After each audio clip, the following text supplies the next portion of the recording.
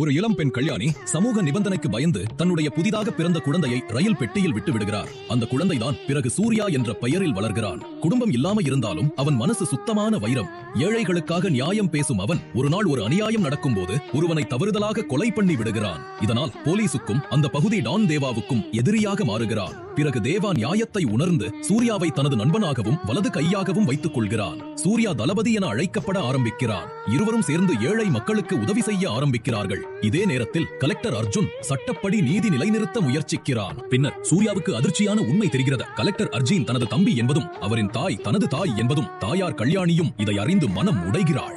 இறுதியில் நட்பு, குடும்பம், நீதி ஆகிய மூன்றும் மோதும் இறுதி தருணத்தில் சூர்யா நட்பை எப்படி கையாள்கிறார், உறவை எப்படி கையாள்கிறார் என்பதுதான் படத்தின் மைய கரு ஆகும். கடைசி வரை சூர்யாவின் நட்பு மற்றும் தாயின் அன்பு சார்ந்த காட்சிகள் பார்ப்பவர்களுக்கு கண்ணீர் வர வைத்துவிடும். இத்த படம் தமிழ் திரையுலக கிரீடத்தின் ஒரு வைரக் கல் ஆகும்.